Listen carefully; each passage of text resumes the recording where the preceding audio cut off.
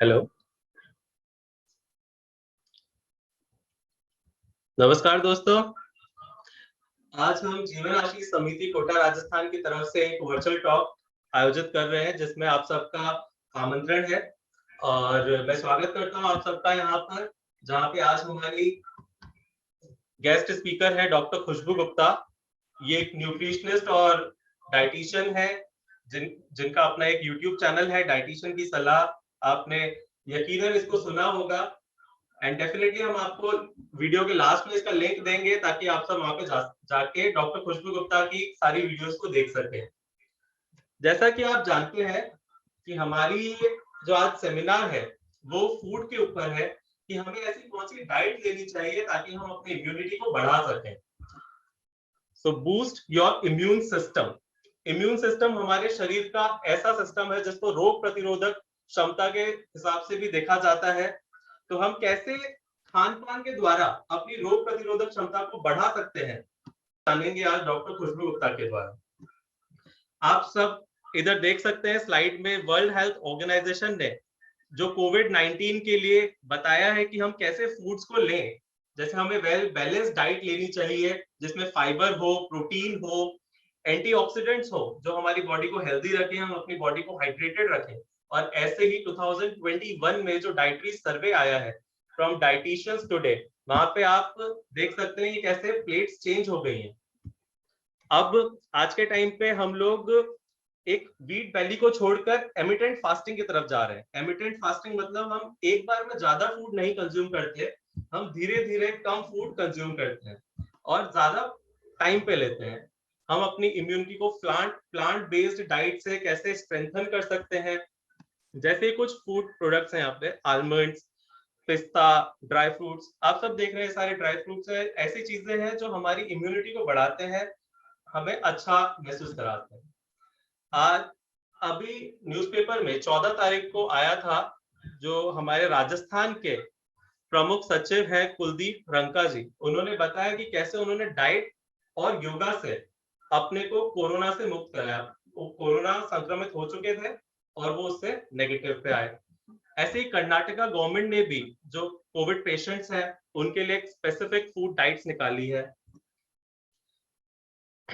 हमारे जो केंद्रीय स्वास्थ्य मंत्री हैं डॉक्टर हर्षवर्धन जी, उन्होंने भी ट्वीट करके बताया है कि कैसे घर पर रहने वाले कोरोना पेशेंट्स को अपनी डाइट का इस्तेमाल करके अपनी इम्यूनिटी को बढ़ाना चाहिए। और अभी लेटेस्ट एक सर्वे भी हुआ है, एक रिसर्च हुई है, counselling of scientific and industrial research जो CFIR के नाम से है। उन्होंने कहा है इस महामारी में जो शाकाहारी लोग हैं उनकी इम्यूनिटी मांसाहारी लोगों से ज्यादा है, क्योंकि शाकाहार में माइक्रो न्यूट्रिएंट्स होते हैं, उसकी मात्रा अधिक होती है। अब जो हमारा ब्रेड है, वहां के लोगों ने भी ये माना है कि वेगन डाइट से ज्यादा बेहतर है, उनको वेगन डाइट ज्यादा अपील कर रही है as compared to non vegan diet. अब मैं आमंत्रित कर रहा हूँ यहाँ पे डॉक्टर खुशबू गुप्ता को। वो एक PhD है फूड और न्यूट्रिशन में, जो हमारी आज सेमिनार को में काम करेंगी। Balance diet to improve immunity जो इनका टॉपिक है उस पे ये बोलेंगी। पहले मैं आपको बताना चाहूंगा डॉक्टर खुशबू गुप्ता के बारे में।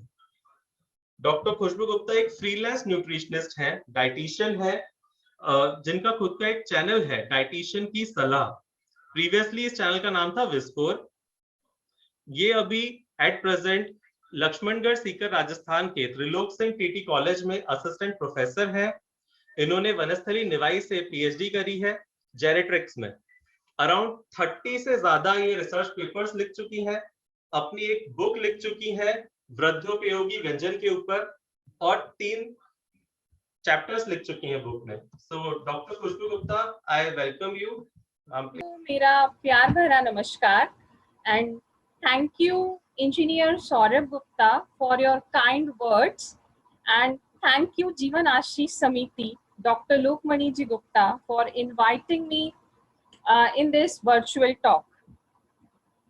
So firstly, मैं अपनी स्क्रीन शेयर कर रही हूँ। दोस्तों, जैसे कि आज का टॉपिक है कि बैलेंस डाइट से कैसे हम इम्यूनिटी को यानी रोग प्रतिरोधक क्षमता को इम्प्रूव कर सकते हैं। तो आप सभी जानते हैं कि कोरोना का बहुत ही ज़्यादा क्राइसिस चल रहा है इस टाइम पर। सेकेंड वेव स्टार्ट हो चुकी है और अपने बहुत सीवियर मोड पर है। तो ऐसे में सबसे पहले हम इसके कुछ सिम्टम्स जान लेते हैं कि जो माइल्ड सिम्टम्स हैं वो अभी तक आप सब लोग अच्छे से जान चुके होंगे कि अगर गले में खराश हो रही है, दर्द हो रहा है, कफ है या फिर बुखार आ रहा है या सांस लेने में समस्या हो रही है, तो कहीं ना कहीं हो सकता है आपको कोविड हो। और इसके जो सीवियर सिम्टम्स हैं वो निमोनिया है, गैस्ट्रोइंटेस्टिनल डिस्टर्बेंसेस है, किडनी फेल हो रही है। और अभी इस वेव का जो सबसे ज्यादा प्रभाव पड़ रहा है वो लंग्स पर पड़ रहा है। सीधे सीधे आपको अगर माइल्ड सिम्टम्स दिखाई नहीं भी दे रहे हैं तो कई बार ये हो रहा है कि सीधे ही लंग डैमेज हो रहा है, और ऐसे में अगर प्रॉपर ट्रीटमेंट नहीं मिल पा रहा है तो व्यक्ति की डेथ भी हो रही है। इस टाइम पर जैसे पिछली जो वेव थी वहां पर हमारे पास वैक्सीन या कोई मेडिकेशन अवेलेबल नहीं था। इस टाइम पर वैक्सीन अवेलेबल है लेकिन हम सबकी पहुंच में अभी तक नहीं आई है। बहुत कम इंडिया में ऐसे लोग हैं जिनका वैक्सीनेशन हो चुका है। तो ऐसे में अगर हम प्रिवेंशन करें तो वो ही हमारे लिए एकमात्र बचाव है, एकमात्र उपचार है। आज की हमारी ये जो टॉक है, इस टॉक में हम जानेंगे कि कैसे हम डाइट से इम्यूनिटी को स्ट्रॉन्ग कर सकते हैं। सबसे पहले जानना जरूरी है कि चेन ऑफ इन्फेक्शन क्या होता है, कैसे एक व्यक्ति दूसरे व्यक्ति को बीमार कर रहा है, और क्यों बार बार ये कहा जा रहा है कि सेफ डिस्टेंस को आप मेंटेन करके रखें, मास्क लगा करके रहें। और अभी जो लॉकडाउन चल रहा है राजस्थान में और राजस्थान के अलावा जो कुछ और प्रमुख स्टेट्स हैं वहां पर, तो उसका जो मेन पर्पस है वो यही है कि ये जो चेन ऑफ इन्फेक्शन है ये कंप्लीट नहीं हो। तो यहाँ पर आप देख सकते हैं कि जो भी जर्म्स है यानी जो वायरस है वो फोमाइट्स के थ्रू फैल रहा है। ड्रॉपलेट इन्फेक्शन है ये एक तरीके का। तो जब कोई भी व्यक्ति खांसता है, छींकता है, उसके सलाइवा के थ्रू, म्यूकस के थ्रू और इवन जो फीसेस है उसके थ्रू भी ये वायरस स्प्रेड आउट करता है। जब कोई भी व्यक्ति बीमार व्यक्ति के इन सारे ड्रॉपलेट्स के कांटेक्ट में आता है तो वो व्यक्ति भी उससे प्रभावित हो जाता है। तो ये एक पूरा चेन ऑफ इन्फेक्शन है। अब हमें इस चेन ऑफ इन्फेक्शन को रोकना है तो उसके लिए सबसे जरूरी है कि आपका इम्यून सिस्टम यानी रोग प्रतिरोधक तंत्र जो है वो जितना ज्यादा अच्छे से काम करेगा, जितना ज्यादा स्ट्रांग होगा, उतनी ही आपके जो बचने की उम्मीदें हैं वो बढ़ जाएंगी। जैसे किसी भी देश की रक्षा के लिए एक सेना होती है, एक पूरा सिस्टम होता है, आर्मी सिस्टम होता है, वैसे ही हमारे शरीर का एक प्रतिरक्षा तंत्र होता है जिसमें बहुत सारी तरीके की जो सेल्स हैं वो मिलके काम करती हैं। इस स्लाइड में आप देख सकते हैं कि यहाँ पर हमने बताया है कि इम्यून सिस्टम में कितनी तरीके की सेल्स होती हैं और वो सब मिलकर के शरीर में जो भी antigen in the form of virus है, बैक्टीरिया है या फंजाई है, वो शरीर में आ रहे हैं तो उनसे ये लड़ने का काम करती हैं और शरीर को बचाने का काम करती हैं। जब हम इम्यून सिस्टम की बात करते हैं तो क्योंकि इसमें आप देख सकते हैं कि बहुत सारी कलरफुल सेल्स हैं, अलग अलग तरीके की सेल्स हैं, तो जो डाइट है अगर हम नेचर को कंपेयर करते देखते हैं तो नेचर ने हमारे लिए बहुत सारे फूड बनाए हैं। बहुत अबंडेंट क्वांटिटी में फूड है और क्वालिटी भी इनकी बहुत सारी है। जब हम न्यूट्रिएंट्स की बात करते हैं तो मेनली हम 5 तरीके के मेजर न्यूट्रिएंट्स में फूड को डिवाइड करते हैं: कार्बोहाइड्रेट्स, प्रोटीन्स, लिपिड्स, विटामिन्स और मिनरल्स। और इन सब के साथ साथ जो बहुत ज्यादा इम्पोर्टेंट है वो है वाटर। हमारे शरीर में मोर देन 70% वाटर है। जितने भी केमिकल्स हैं, हार्मोन्स हैं, ब्लड है या जो एंजाइम्स हैं वो सब वाटर फॉर्म में ही हैं। और अगर शरीर को पर्याप्त मात्रा में वाटर नहीं मिलेगा तो उससे क्या होगा, जितने भी सिक्रीशंस हो रहे हैं शरीर के अंदर, जो भी ब्लड वॉल्यूम है या जितने भी एंजाइम्स बन रहे हैं, केमिकल्स बन रहे हैं, वो सब सही तरीके से नहीं बन पाए। दोस्तों, जब भी हम न्यूट्रिएंट्स की बात करते हैं तो ज्यादातर लोग न्यूट्रिएंट में बात करते हैं कार्बोहाइड्रेट की, प्रोटीन की और फैट की। और जब हम अभी बात कर रहे हैं कोरोना के दौर में इम्यूनिटी को इम्प्रूव करने के लिए, तो वहां पर कुछ ही चीजों की बात हो रही है। जैसे सबसे ज्यादा जो लोग फोकस दे रहे हैं वो विटामिन सी पे कह रहे हैं।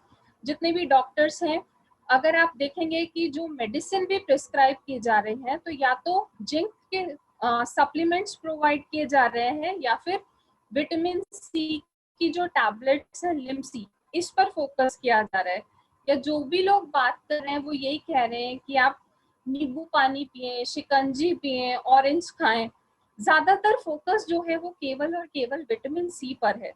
लेकिन दोस्तों, जब हम इम्यून सिस्टम को बूस्ट करने की बात करते हैं, इम्यून सिस्टम को स्ट्रॉन्ग करने की बात करते हैं, तो केवल ये 2 विटामिन या मिनरल ही हमारे लिए सफिशिएंट नहीं है। इसके लिए बहुत ज़रूरी है कि आप एक बैलेंस डाइट लें। वहाँ पर आपको macronutrient as well as micronutrient दोनों जितनी मात्रा में आपको ज़रूरत है उतने में मिल सके। इससे क्या होगा कि जितने भी माइक्रो न्यूट्रिएंट्स हैं, चाहे आप जिंक की बात करें, विटामिन B6 की बात करें, फॉलिक एसिड की बात करें, B12 की बात करें या कॉपर की बात करें, सेलेनियम है, आयरन है, विटामिन ए है, सी है, ये सब क्या करते हैं, कहीं ना कहीं या तो इम्यून सेल के प्रोडक्शन में हेल्प करते हैं कि जितनी भी आपकी आरबीसीज हैं, WBCs हैं, प्लेटलेट्स हैं, या तो इनका फॉर्मेशन सही तरीके से होता है या फिर इनकी ग्रोथ सही तरीके से होती है। तो हर विटामिन और मिनरल का जो रोल होता है वो इम्यून सिस्टम को स्ट्रेंथन करने में होता है। अब हम यहाँ पर बेसिकली जो वेजिटेरियन फूड आइटम्स हैं उसकी बात करते हैं। तो सबसे पहले अगर हम विटामिन ए की बात करें, तो आपने 2 तरीके की चीजें सुनी होंगी, या तो कैरोटीन फॉर्म सुनी होगी और एक विटामिन ए सुनी होगी। जब हम प्लांट डाइट की बात करते हैं तो वहां पर वो कैरोटीन फॉर्म में होता है जो शरीर में जाकर कन्वर्ट हो जाता है रेटिनॉल या विटामिन ए में। तो ऐसे में बहुत जरूरी है कि जितने भी येलो ऑरेंज फूड आइटम्स होते हैं वो आप कंज्यूम करें। येलो कलर में मैंगो हो गया, एवोकेडो है, पपाया है, कैरेट है। अगर आप इन सब चीजों को लेंगे तो इससे क्या होगा, शरीर में विटामिन ए का लेवल बढ़ेगा जो इम्यून सिस्टम के प्रॉपर मेंटेनेंस के लिए बहुत ज्यादा जरूरी होता है। दोस्तों, क्योंकि इस टाइम पे गर्मियां बहुत हैं, तो एक चीज मैं और कहना चाहूंगी कि आप सॉलिड डाइट की जगह पर लिक्विड डाइट पर ज्यादा फोकस करें, क्योंकि भूख इस टाइम पे कम लगती है। शरीर जो है वो भोजन को आसानी से पचा नहीं पाता है। तो ऐसे में जितना ज्यादा आप लिक्विड फूड आइटम लेंगे उतना अच्छा रहेगा। तो ऐसे में जरूर आप क्या कर सकते हैं कि जितने भी फ्रूट्स और वेजिटेबल हैं उनका आप शेक बना सकते हैं, उनको चर्न कर सकते हैं वाटर के साथ में, और पल्प उसी में रहने दें, फिर आप उसको यूटिलाइज कर सकते हैं। विटामिन सी की हम बहुत बार बात कर ही चुके हैं। ये बहुत अच्छा एंटीऑक्सीडेंट होता है और बहुत अच्छा इम्यूनो एनहेंसर है। तो जितने भी खट्टे फल हैं वो अगर आप लेंगे तो विटामिन सी की जो रिक्वायरमेंट है वो पूरी हो जाएगी। इसके साथ साथ आप आंवला ले सकते हैं, चेरी ले सकते हैं, क्रैनबेरी ले सकते हैं, जो विटामिन सी के बहुत अच्छे सोर्सेज हैं। अगला हम बात करते हैं विटामिन B1, B2 और B3 की। ये तीनों विटामिन जो होते हैं वो एनर्जी को यूटिलाइज करने के लिए बहुत जरूरी हैं, और साथ ही साथ नर्वस सिस्टम जो है उसकी नॉर्मल फंक्शनिंग के लिए भी जरूरी होते हैं। तो ये भी आपको बराबर मात्रा में लेने हैं। कैल्शियम बहुत इंपॉर्टेंट है, बोन फॉर्मेशन के लिए जरूरी होता है, इंटरसेल्युलर मैसेंजर की तरह ये काम करता है और मेम्ब्रेन इंटीग्रिटी को बना करके रखता है। साथ ही साथ ब्लड कोगुलेशन में इंपॉर्टेंट रोल प्ले करता है। तो जितने भी मिल्क एंड मिल्क प्रोडक्ट्स हैं वो आप ले सकते हैं। दाना मेथी आप यहाँ पर ले सकते हैं, वो भी इसका बहुत अच्छा सोर्स होता है। आयरन बहुत जरूरी है। आरबीसी का फॉर्मेशन नहीं होगा अगर पर्याप्त मात्रा में आयरन और प्रोटीन नहीं मिलेगा, क्योंकि आरबीसी का एक इम्पॉर्टेंट कंपोनेंट है जिसे हीमोग्लोबिन के नाम से जानते हैं। और हीमोग्लोबिन को अगर हम डिवाइड करते हैं तो इसमें दो पार्ट होते हैं, हीम आयरन का पार्ट है और ग्लोबिन प्रोटीन का पार्ट है। तो ये बहुत जरूरी है कि आप आयरन रिच फूड लें। और दोस्तों, जैसे कि अभी हमने बात की थी कि लंग्स जो हैं वो यहाँ पर बहुत जल्दी प्रभावित हो रहे हैं, जो ऑक्सीजन कैरिंग कैपेसिटी है वो कम हो रही है। तो अगर आप ऑलरेडी एनीमिक हैं, आपके शरीर में हीमोग्लोबिन की मात्रा ऑलरेडी कम है और ऐसे में आपके लंग्स जो हैं वो सही तरीके से काम नहीं कर रहे हैं, तो यहाँ पर जो ऑक्सीजन सैचुरेशन लोगों का बिलो हो रहा है वो भी एक प्रॉब्लम जल्दी देखने को मिल सकती है, क्योंकि जो ब्लड की कैपेसिटी है ऑक्सीजन को कैरी करने की वो उतनी नहीं होगी जितनी एक नॉर्मल पर्सन की होनी चाहिए। तो बहुत जरूरी है कि आप आयरन और प्रोटीन मैक्रोन्यूट्रिएंट का पार्ट है, आयरन माइक्रोन्यूट्रिएंट का पार्ट है, तो इन दोनों को जरूर से अपने भोजन में शामिल करें। आयरन के जो बहुत अच्छे स्रोत हैं वो है काले तिल जो होते हैं, अंजीर है, किशमिश है, और अंजीर हो गई, किशमिश है, गुड़ है, अनार है। तो इन सबको आप अपनी डाइट में शामिल करें। और इसके साथ साथ जो दालें हैं, दूध है, दूध से बनी हुई चीजें हैं वो लें, जिससे आपको प्रोटीन जो है वो पर्याप्त मात्रा में मिल सके। अगला हम बात करते हैं सेलेनियम की। सेलेनियम जो है वो बहुत ही अच्छा एंटीऑक्सीडेंट है और सेल डैमेज को प्रिवेंट करने में मदद करता है। साथ ही साथ ये जो भी हैवी मेटल का पॉइजनस इफेक्ट है उससे भी प्रोटेक्शन प्रोवाइड करने का काम करता है। डीएनए सिंथेसिस में इंपॉर्टेंट रोल प्ले करता है। तो जब भी हम सेल फॉर्मेशन की बात करेंगे वहां पे डीएनए सिंथेसिस की बात आएगी ही आएगी। तो एक तरीके से ये भी बहुत जरूरी है इम्यून सिस्टम को इनहेंस करने के लिए, स्ट्रॉन्ग बनाने के लिए। दोस्तों, इनके अलावा जो सबसे इम्पोर्टेंट है वो है विटामिन डी।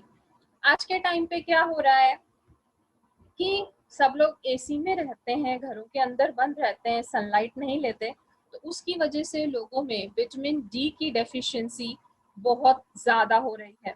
और विटामिन डी की डेफिशिएंसी होने के कारण न केवल जो रोग प्रतिरोधक क्षमता है व्यक्ति की वो कम हो रही है, उसके साथ साथ बहुत सारे तरीके की प्रॉब्लम्स दिखाई दे रही हैं। जैसे लोगों में जॉइंट पेन रहते हैं, कैविटीज बहुत ज़्यादा हो जाती हैं, बैक पेन बहुत ज़्यादा रहता है। और आज के टाइम की जो समस्या है कि लोग डिप्रेशन में बहुत जल्दी चले जाते हैं, नेगेटिव थॉट्स बहुत ज़्यादा आते हैं, वो भी कहीं ना कहीं विटामिन डी की कमी से हो रहा है। तो ऐसे में आप विटामिन डी जो है वो ज़रूर से लें। और विटामिन डी का अगर हम नेचुरल सोर्स की बात करते हैं तो वो सनलाइट है।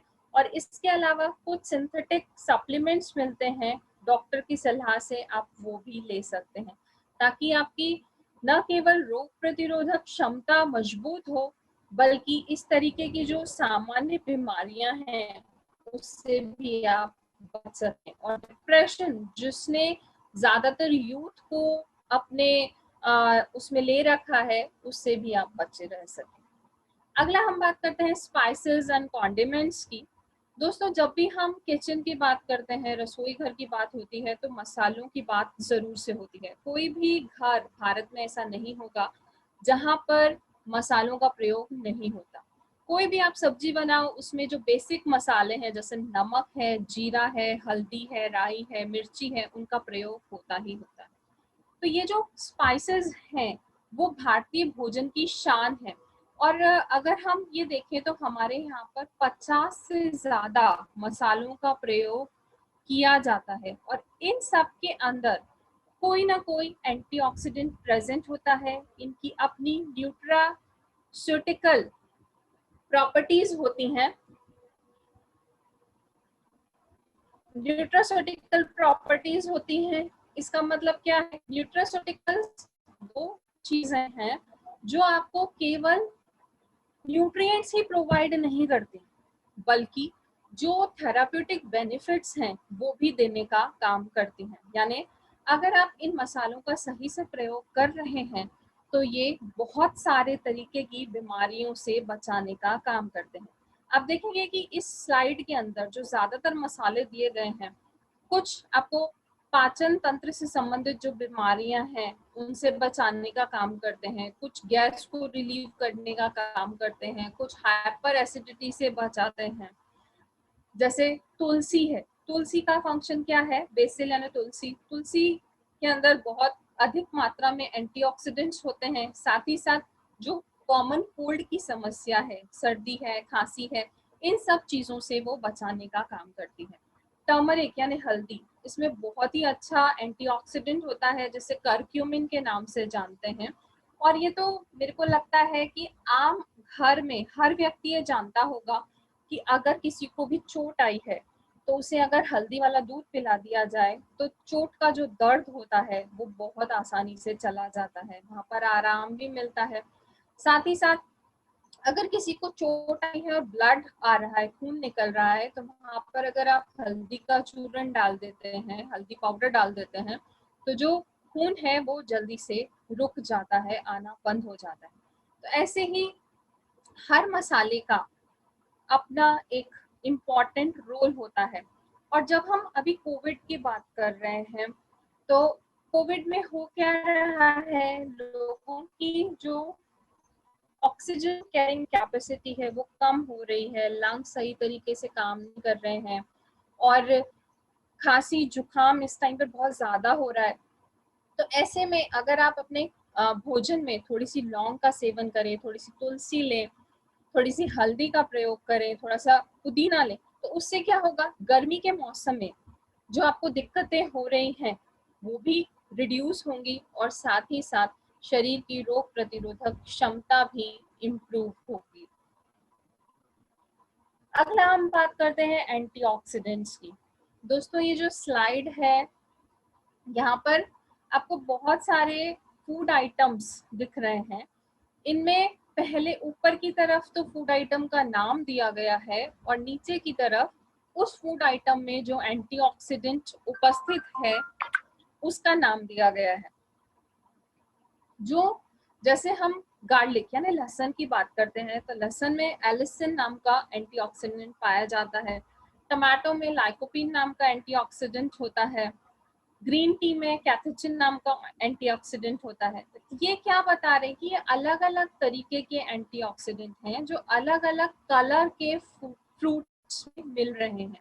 तो आपको करना क्या है, जितने ज्यादा तरीके के आप एंटीऑक्सीडेंट्स लेंगे उससे होगा क्या, जो ऑक्सीडेशन प्रोसेस है शरीर का वो रिड्यूस होगा, जो फ्री रेडिकल से लड़ने की क्षमता है, जो टॉक्सिन से लड़ने की क्षमता है वो बढ़ जाएगी। ऐसे में अगर आप रेनबो डाइट लेंगे या कलरफुल डाइट लेंगे तो आपको हर कलर के फूड मिलेंगे, हर कलर का फ्रूट भी होगा, वेजिटेबल भी होगा, पल्सेस भी होंगे, सीरियल्स भी होंगे। तो हर तरीके के न्यूट्रिएंट्स जो हैं वो आपको मिलेंगे, जिससे हर तरीके का एंटीऑक्सीडेंट मिलेगा और शरीर की रोग प्रतिरोधक क्षमता उतनी ही ज्यादा अच्छी होगी।